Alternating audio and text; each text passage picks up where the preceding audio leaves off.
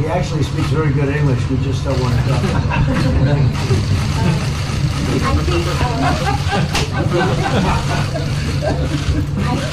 भारत और पाकिस्तान के बीच कई बायलैटरल इश्यूज हैं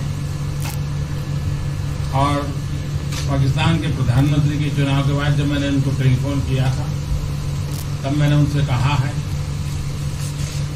कि पाकिस्तान को भी गरीबी के खिलाफ लड़ना है, भारत को भी गरीबी के खिलाफ लड़ना है, पाकिस्तान को भी अशिक्षा के खिलाफ लड़ना है, भारत को भी अशिक्षा के खिलाफ लड़ना है, पाकिस्तान को भी बीमारी के खिलाफ लड़ना है, भारत को भी बीमारी के खिलाफ लड़ना है। हम दोनों देश मिलकर के गरीबी के खिलाफ लड़ें, हमारी असुविधाओं के खिलाफ लड़ें और हम मिलकर के दोनों देश की आवाम की भलाई के लिए काम करें। ये संदेश मैंने पाकिस्तान के प्रधानमंत्री जी को भी दिया है और राष्ट्रपति ट्रंप से भी हमेशा हमारे इस बायलैटरल संबंधों के संबंध में बात होती रहती है। Between India and Pakistan, there are many bilateral issues. And after Mr. Imran Khan became the Prime Minister of Pakistan, I called him up to congratulate him, and I told him that Pakistan needs to fight poverty, India too. Pakistan needs to fight illiteracy, India too. Pakistan needs to fight disease, India too. And so together, let us join our forces to fight poverty and all the ills that are facing our two countries. Let us work together for the welfare of the people of our two countries. And this is the message that I keep giving my counterpart in Pakistan. Along with President Trump, we also keep talking about the different bilateral issues between us. Mr. Modi, would you like to have President Trump be involved in negotiating between Pakistan and India?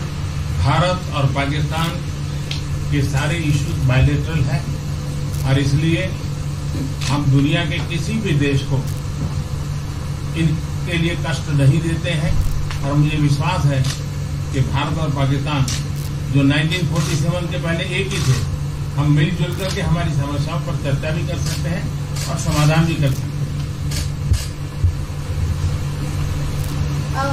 India and Pakistan have all the issues are of bilateral nature, and we do not want to give pains to any country in the world to in fact try to do anything in this, because these issues are bilateral. And I trust that before 1947, when we were one country, that even afterwards we can find solutions through discussions. Mr. President, is that offer still on the table? I'm here. I have a very good relationship with both gentlemen, and I'm here if for any reason, but I think they can do it themselves very well. They've been doing it for a long time. President, the Chinese have said today publicly that it's more low-level calls that have happened, and they're downplaying the significance of the calls to the U.S. administration. I don't know what you mean by that. Low-level? The vice premier is low-level? I don't think so. What's in your mind there, low-level? What is the position of the gentleman that was quoted in the newspaper today? Right. Well, the Vice Premier, Leo Ho, came out with very significant statements, and we've been communicating through intermediaries back and forth with him. That's the Vice Premier of China. Yes, sir, I understand. That's not low level. I understand, I agree. I was just, there was a statement that the spokesman for the Foreign Ministry, for instance, said they weren't aware of the calls happening. I don't know about his There's been communication at the highest level. Thank you, Mr. President. At the highest level. Can you clarify the calls? No, I don't want to. We don't want to go into. We don't want to go into. Hey, look. In the meantime, our country is doing great. We're doing great. The Prime Minister just congratulated me. Everybody that's met has congratulated us on the job we're doing in the United States with our economy. Our economy is phenomenal, best it's ever been, and that's despite the trade deals. And when the trade deals get done, like we did with Japan yesterday, we did a really big, tremendous trade deal with Japan. And we have others coming. We're negotiating now in earnest with the European Union because they want to do that. They want to do that, and I do too. So we have. When we get these deals done, our country will be transformed. I mean, it'll be monetarily transformed. It's such a difference between the horrible, horrible one-sided deals that we had in the past. And frankly, past administrations should be ashamed of themselves for allowing that. But we have many of them. One of them is the USMCA, Mexico, Canada. and hopefully that'll get voted on very quickly. Everybody wants it to happen, so hopefully we can make that a bipartisan bill. But we have many trade deals that are doing very well, and including China. And I think it was necessary to go through this, you would say a rough patch, but I'd say maybe much more than a rough patch. But that's okay, because we've been paid billions and billions of dollars. And you know that prices haven't gone up, and there's been no inflation. And we've put a lot of money in the Treasury, and tens of billions of dollars. And I've given a lot of it to the farmers that were hurt. I've been able to give a lot of money, compliments of China, to the farmers that were hurt, because we gave them 16 billion and we gave them 12 billion the year before. That made them whole. That was the amount of money that China didn't invest in give to our farmers. So the farmers have been amazing, but they're very happy with the job we're doing. But eventually they're going to be the biggest, or one of the biggest beneficiaries. Okay? President, did you attend the climate session? Say it? Did you make it to the climate session, and were there any conclusions that you should I'm going to. In fact, it's going to be our next session.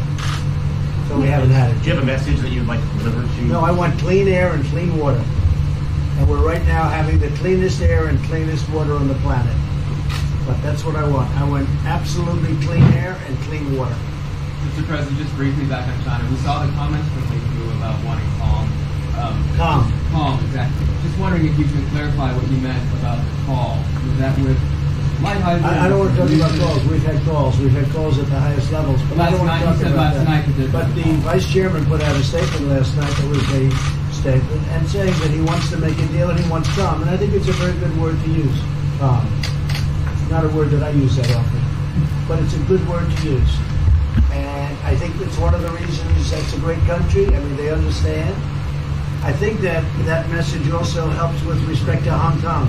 I really do. I think it makes it easier for Hong Kong to do something. And I think that President Xi will do something with Hong Kong. I really think that message is a good message with respect to what the ultimate outcome is in Hong Kong. Very, very positive message. And we appreciated it. We appreciated it. What else? Anything else? Mr. President, what are your latest thoughts on your threat on pulling out of the WTO? And if you do, can I also ask Mr. President Modi what your response to that in terms of how it will affect India's trade strategy? Well, we haven't been happy with the WTO, but now we're winning cases. We won the big Airbus cases, you know. It's a tremendous case. I mean, it's billions of dollars. That was a very recent victory, and we're winning cases now. We're being treated more fairly now in the WTO, which we appreciate. मुझे लगता है कि हम दोनों को बात कीजिए, हम दोनों बात करते रहेंगे. जब जरूरत पड़ेगी आप लोगों को जरूर जानकारी पहुंचाएंगे. He actually speaks very good English. We just don't want to talk about it. I think that you should let us discuss these things, and when we feel the need, we will communicate to you. Mr. President, Russia has just recently said they have no intention of asking to be readmitted to the G7. However, no, I wouldn't expect they'd ask, because why would he's a proud man. He's done a real job, and why would he ask? No, it's something we discussed, and it's under discussion now. No votes or anything, but I would be inclined to say yes, and so would others, and some probably wouldn't be, but it's just a discussion. No, I would think that he wouldn't do that because he's a proud man.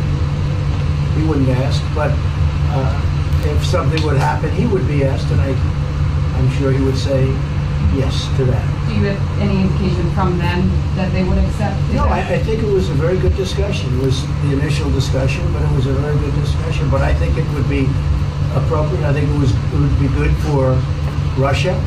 I think it would be good for everybody. I think it would be a positive. But it's just a discussion that we had. It was a very interesting discussion and very pretty even. I think ultimately people like the idea.